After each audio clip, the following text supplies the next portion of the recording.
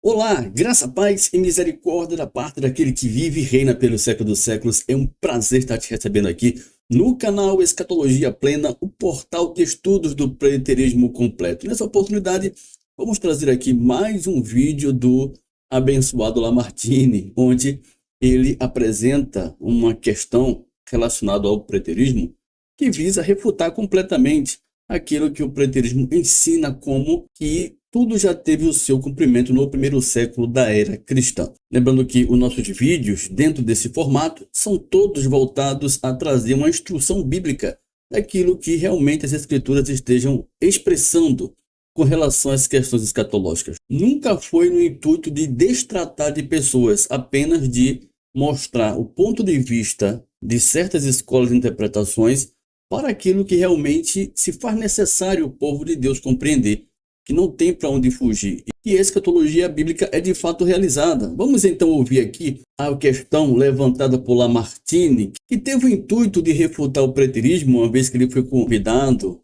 num desses podcasts sensacionalistas para poder falar da escatologia. Muito bem, então vamos ouvi-lo aqui, vamos ver como ele trata da questão do arrebatamento e na sequência vamos fazendo as intervenções necessárias para ver se realmente ele tem razão ou não. De repente você é um assíduo, uma assídua seguidor do Lamartine e perceberá que há um grande equívoco dele ao defender um arrebatamento ainda para acontecer na era presente, o qual estamos vivendo aqui. Então vamos lá, vamos em frente. Vou voltar aqui um pouco o vídeo para que a gente possa pegar no início. Vamos em frente.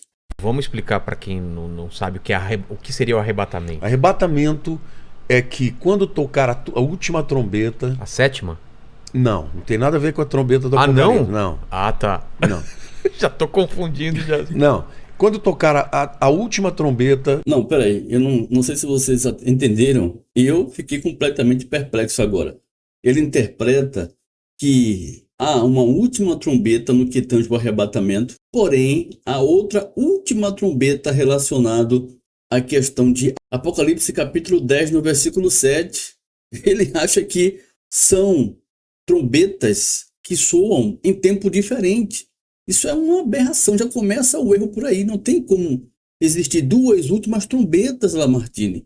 Você, amigo dispensacionalista, você futurista que pensa dessa forma, é um equívoco. Não existe duas últimas trombetas nas Escrituras. Só existe uma última trombeta que soa no primeiro século relacionado ao tempo apostólico. É isso, a trombeta que soa em 1 Tessalonicenses 4 é a mesma trombeta que soa no mesmo tempo da que é tratado em Apocalipse capítulo 10, no versículo 7, Lamartine. Não tem como ser outra. Assim já começa a mostrar o equívoco quanto a essa interpretação. É insustentável. Vamos continuar aqui vendo isso. Deus vai levar a igreja, a palavra arrebatamento é harpazo. Raptar mesmo. Raptar, vai raptar. O cara tá andando e... Sumiu. E o encontro é com Jesus nos ares.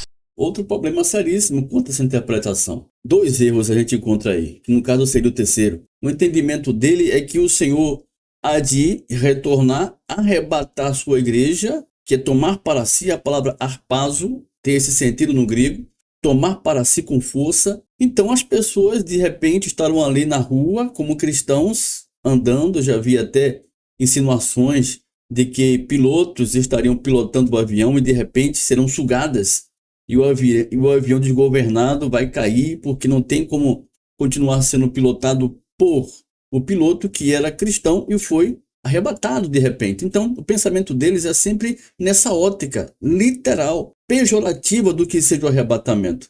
Ele não entende que essa questão do arrebatamento tenha sido de forma espiritual, o trazer a igreja do estado de condenação e morte para um estado de eternidade, de glória, por conta de que a questão escatológica sempre tratar de troca das alianças, fim da lei, ministério de condenação e morte, para o estabelecimento da aliança da graça de Deus, ministério de justiça, o qual os santos passariam ali e passaram a viver uma vida completamente beneficiada por Deus consoante as suas promessas, salvação, vida eterna. Entende? É isso que eles não compreendem. Por isso que eles ficam cogitando esse dia acontecer, porque eles querem ver.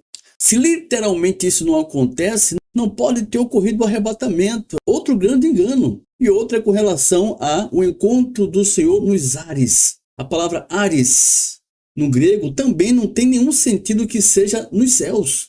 Nos céus de azul anil. Está se falando de uma esfera presente, dos cristãos ainda estando em terra, não sendo necessário que eles subam feito pipas.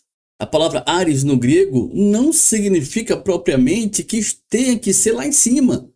A palavra ares também tem o significado com o estado presente, o qual estamos aqui. Estamos respirando o ar, entende? Temos outras passagens que correspondem a isso muito bem, que comprovam que a palavra ares não significa propriamente ter que estar lá em cima para que o povo possa ser sugado pejorativamente no corpo ao encontro do Senhor para sempre, até porque carne e sangue não pode herdar o reino de Deus. Qual o sentido do corpo humano estar sendo sugado para estar com o Senhor, uma vez que isso nunca foi a proposta de Deus em levar o seu povo para estar com ele para sempre em um corpo de carne, entende? Então é o terceiro erro que a gente encontra só de cara no iniciozinho do vídeo dele, que ele vai tentar mostrar que há um equívoco quanto ao preterismo com relação à questão do arrebatamento. Vamos em frente.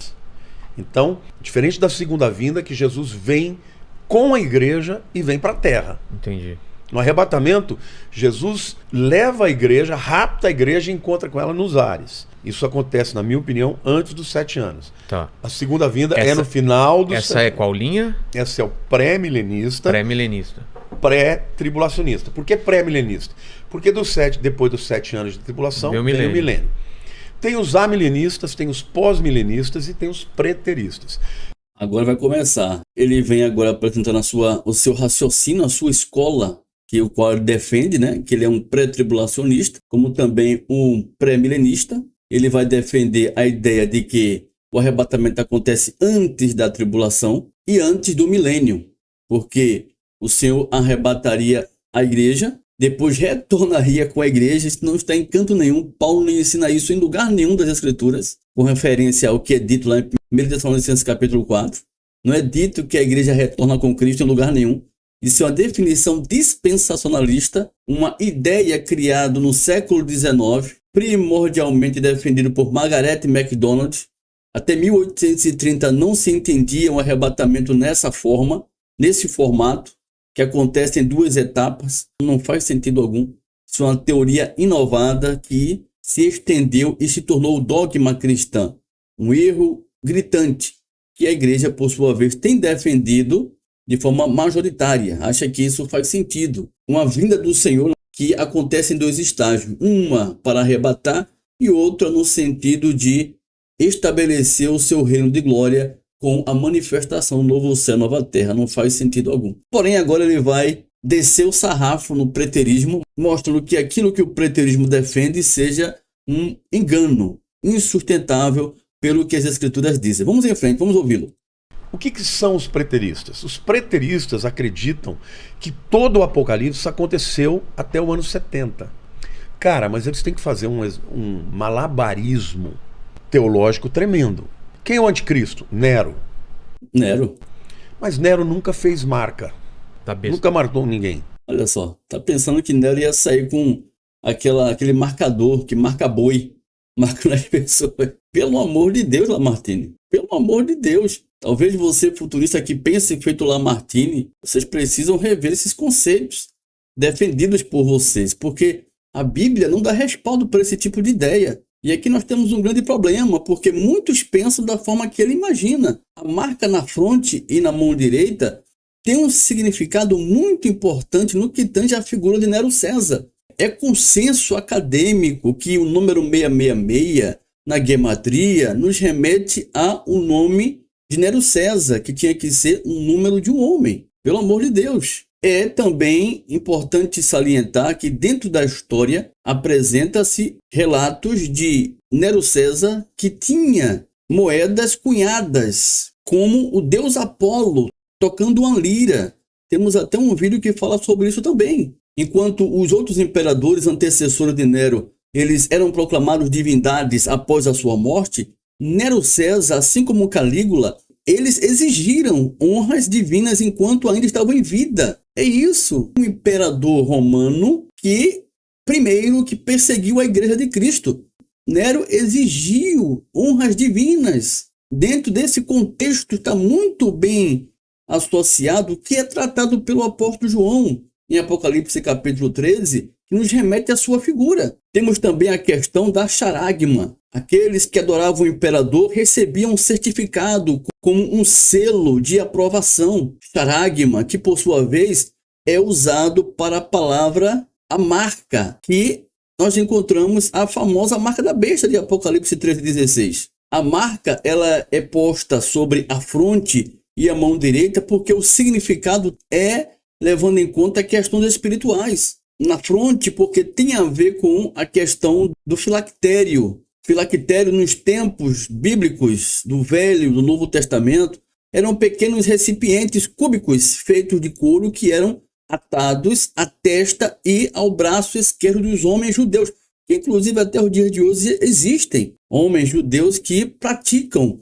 a sua devoção a Deus utilizando-se desse artefato, filactérios, onde nesses recipientes tinham versos da lei mosaica, como por exemplo Deuteronômio capítulo 6, no versículo 4 ao 9, ouve, ó Israel, o Senhor nosso Deus é o único Senhor, amarás, pois, o Senhor, o teu Deus. É isso, meus irmãos. Então, uma vez que essa ideia simbólica do filactério está sendo transportada para Apocalipse, contextualizada com a figura da besta, é óbvio que a marca da besta seria algo que envolveria falsa adoração.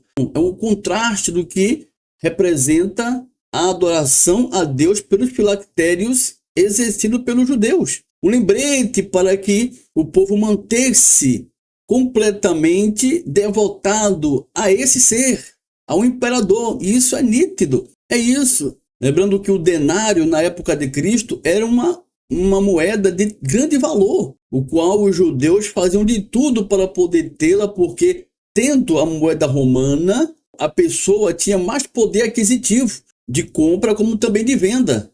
Porém, essa moeda, por ter a imagem de Nero César, que tinha por sua vez descrita nela Deus Todo-Poderoso, referindo-se à pessoa de Nero como também o Salvador, estaria levando aquele que adorava ao Senhor a abdicar da verdadeira adoração daquele que é o único Senhor de suas vidas. É isso que está sendo tratado aqui em Apocalipse capítulo 13.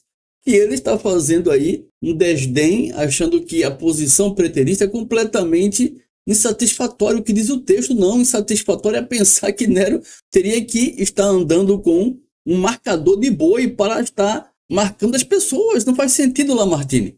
E por que a questão da mão direita? O sentido também é espiritual. Tudo que o Senhor faz, ele faz com a mão direita. Você tem muitos relatos disso nas Escrituras. Esta é a mão da força, da justiça, da salvação, da ira e da criação de Deus. Você vai para Êxodo, capítulo 15, no versículo 6, você tem o quê? A tua destra, ó Senhor, é gloriosa em poder. A tua destra, ó Senhor, despedaça o inimigo. Você vai para Salmo, capítulo 20, no versículo 6, você encontra o quê? Agora sei que o Senhor salva o seu ungido. Ele lhe responderá do seu santo céu com a vitória, a força de sua destra. É isso que temos nas Escrituras. Apocalipse capítulo 1, versículo 16, temos o quê? Tinha na mão direita 7 estrelas, e da boca saía-lhe uma afiada espada de 2 gumes. O seu rosto brilhava como o sol da sua força. É isso que temos nas Escrituras. Então, esse é o significado da marca da besta na fronte e na mão direita. Reverência na terra e no céu a um imperador como um Deus. E assim foi no primeiro século, relatando a questão da figura do imperador Nero César. Essa é a questão, meus irmãos. Entende, meus irmãos? Essa é a questão que é desconsiderado por Lamartine e muitos futuristas por não entenderem a verdade do que diz a questão das Escrituras com referência ao fim. Não existe fim escatológico fora de 70. Não existe arrebatamento fora de 70, porque tudo está relacionado à troca dos pactos, fim da lei e o estabelecimento da graça de Deus. Vamos em frente. Não teve marca da besta. Nero nunca teve sacerdote para ser um falso profeta? Sacerdote, que é encontrado também em Apocalipse capítulo 13, a besta que sobe da terra com 2 chifres, é uma representação das autoridades religiosas de Israel, que estava atrelado à besta, referindo-se ao imperador, os escribas e os fariseus.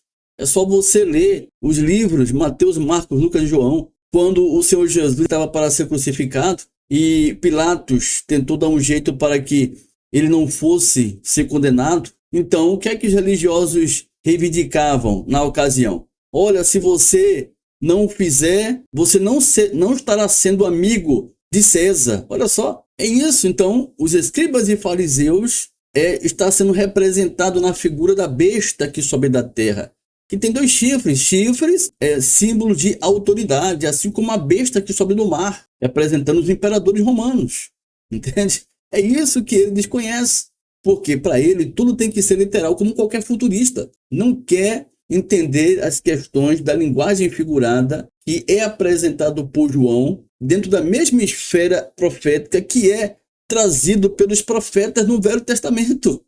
João não está inventando uma nova teoria. João está considerando linguagens figuradas, porque era comum dos profetas tratarem de profecias considerando linguagem figurada. Ou Lamartine vai dizer que vai se levantar um monstro semelhante a um dinossauro de 10 chifres na cabeça. Será que foi isso que Daniel falou? Um animal como esse que vai surgir do nada? Como os animais que é tratado lá em Daniel capítulo 7? Pelo amor de Deus, Lamartine. E ele mesmo sabe que para essas figuras, encontrado com referência à besta, não tem nada a ver que seja literal, mas sim uma linguagem figurada que arremete a uma figura completamente avessa às questões divinas. E todo futurista sabe disso muito bem, que não pode interpretar a besta como algo literal, porque não tem como ver um animal que vai subir.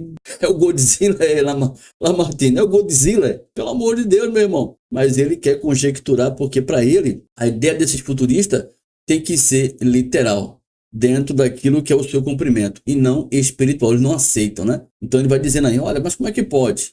Nero não marcou ninguém. Puxa vida, é muita ignorância, né? Mas Nero não teve nenhum falso profeta que o acompanhava, pelo amor de Deus. Então, percebendo, a pessoa que é ignorante naquilo que fala para o que realmente o texto da Bíblia diz, é isso.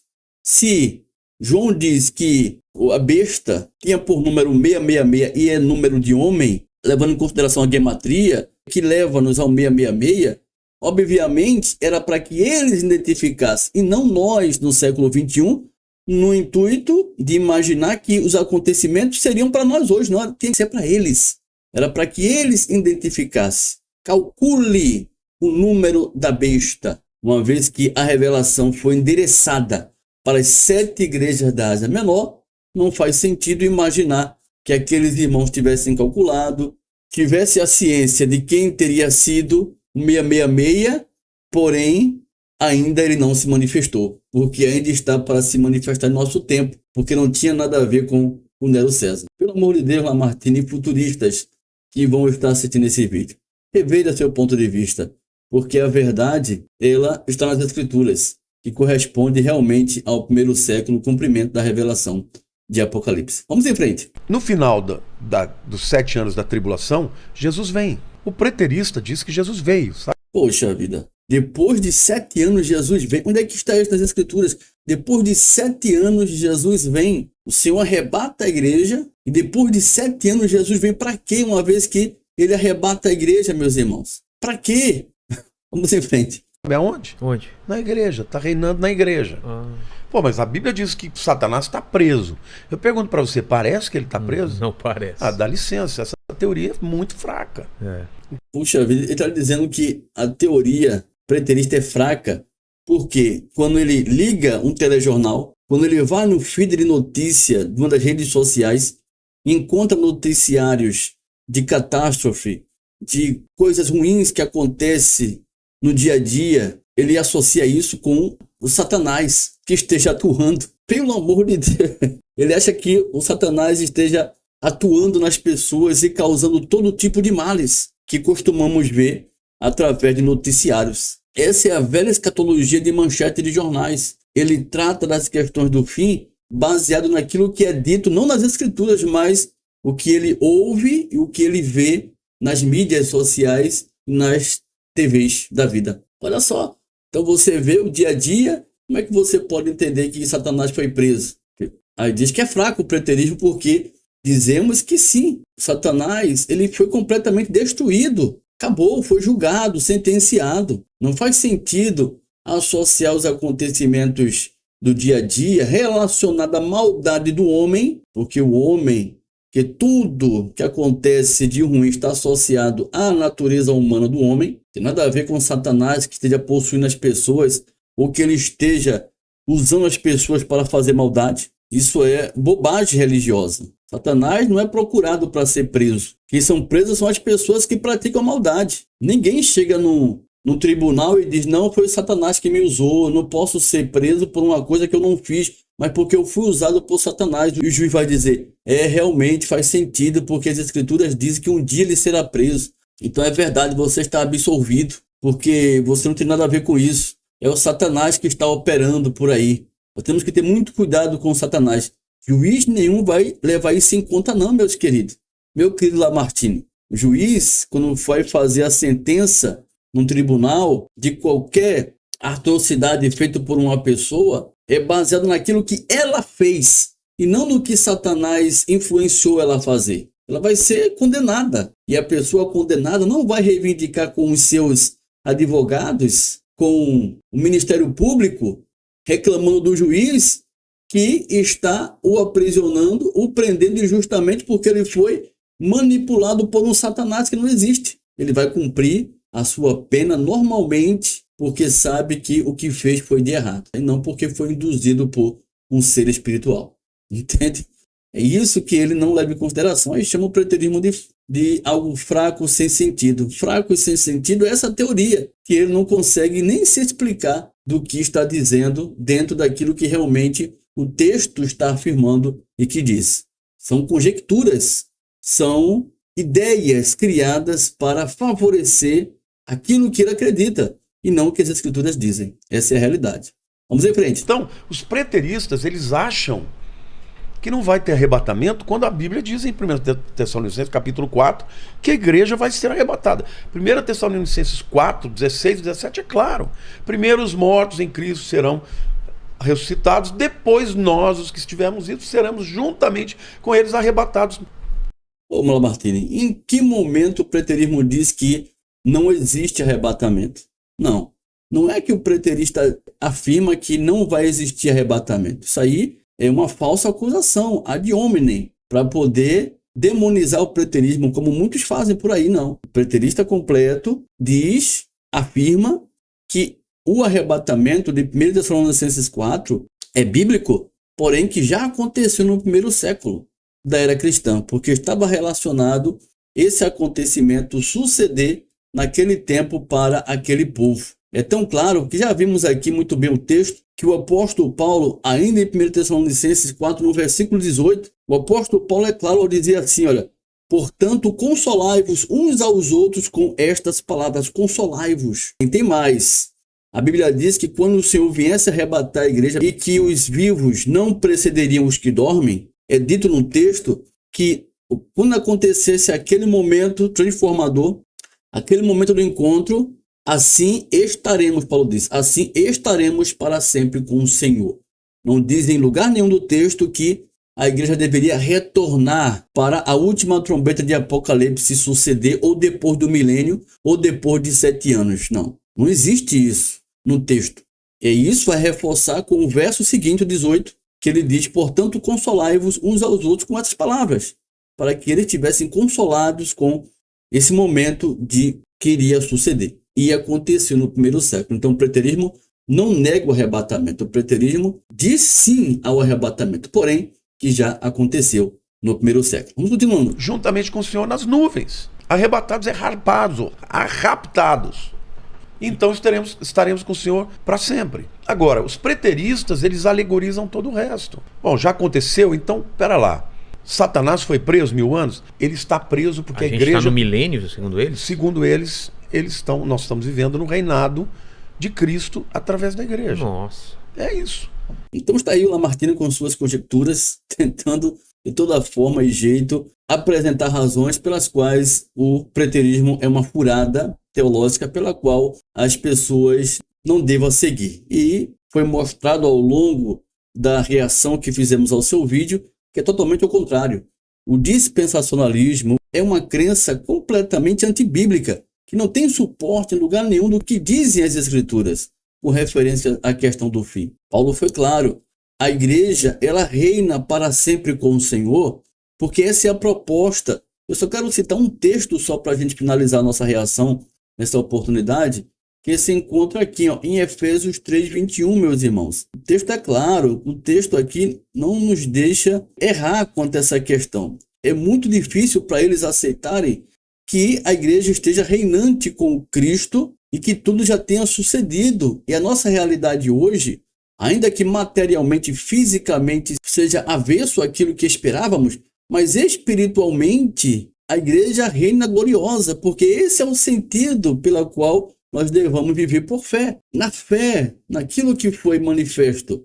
Não é a questão de alegorizar, é a questão que o reino de fato é espiritual. Lucas capítulo 17, versículo 20. Está claro. Olha o que Paulo vai dizer aqui, meus irmãos. Efésios 3:21. A Deus, seja a glória na igreja e em Cristo Jesus, por todas as gerações, para todos sempre. Amém. Isso aqui refuta a ideia de que um dia o mundo vai se acabar e a era cristã vai ter fim. Isso aqui refuta completamente. Por todas as gerações, para todos sempre. Amém. Dizendo, mostrando que não vai ter fim esse mundo. E agora como é que fica aqui, Lamartine? Eclesiastes 1:4, geração vai, geração vem, porém a terra permanece para sempre. Enquanto as gerações vão mudando com o tempo, o Senhor continua sendo glorificado pela igreja em Cristo Jesus, alcançando os eleitos e predestinados por meio do conhecimento de Deus. E agora, na sua concepção, quem ganha a questão? A teoria pré-tribulacionista, pré-milenista de Lamartine ou a verdade das Escrituras no que tange a definição do preterismo? Fica aí à tua disposição de você fazer a análise. Não tem para onde aguardar Apocalipse se cumprir ainda em nossos dias, até porque você vai encontrar por diversas vezes no próprio livro de Apocalipse João dizendo que o fim estava próximo. Não existe próximo de 2000 anos, meus irmãos. E aqui a gente questiona, nós preteristas questionamos vocês futuristas, pré-tribulacionistas, pré-milenistas. Como é que fica essa questão então? Se vocês nos acusam como preteristas de alegorizarmos as questões escatológicas de Apocalipse que tangem o fim, por que vocês alegorizam o próximo, onde tudo deveria se cumprir, de Apocalipse capítulo 22, por exemplo, no finalzinho, no versículo 7, no versículo 10, no versículo 12, o Senhor diz claramente, eis que cedo venho sem demora. Que cedo é esse de 2000 anos? Por que vocês alegorizam, Lamartine? Por que vocês alegorizam? Diz que não, ele disse que era breve, mas ele disse um breve para que deixasse a igreja ali em alerta. Não era um breve dos fatos sucederem, mas um breve no sentido de deixar a igreja em alerta. Isso é conjectura. Se você vai para o grego, você não tem razão nenhuma para que o breve seja colocado dentro dessa definição que vocês dão. Não. O breve era para ser breve mesmo. Levando em consideração as palavras no grego, para breve, cedo venho, não pode de forma nenhuma levantar a teoria de que seja outro tipo de breve que não seja o que verdadeiramente o texto está apresentando aqui. Então, está aí. Eu acredito que trouxemos mais uma informação importantíssima. Na verdade, quem ficou refutado aqui foi o Lamartine ao apresentar a sua definição completamente equivocada do que seja o arrebatamento tratado pelo apóstolo Paulo em 1 Tessalonicenses capítulo 4. É isso aí. Se você gostou desse vídeo, não se esqueça de registrar o teu like e de compartilhar nas tuas redes sociais de amigos para que eles fiquem atentos a essa verdade gloriosa da escatologia bíblica ser de fato realizada, porque tratou da troca das alianças. Temos muitos vídeos aqui que tratam acerca disso muito bem. É só você acessar na nossa galeria de vídeos e ficar por dentro de muitos assuntos importantes para o teu crescimento da verdade do Pai com referência às questões do fim. E se você puder, faça aquilo que você faz muito bem sempre, que é registrar aqui abaixo um comentário do que você achou desse estudo. Será uma bênção poder receber o teu comentário, como também responder alguma coisa que seja para tirar alguma dúvida que você tenha a questão que levantamos aqui, tá bom? Vou ficando por aqui, um abraço a todos e até a próxima oportunidade, querendo Deus, em nome de Jesus. Graça e paz.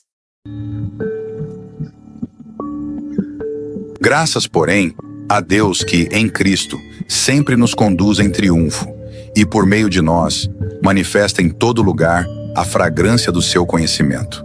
Porque nós somos para com Deus o bom perfume de Cristo, tanto nos que são salvos como nos que se perdem.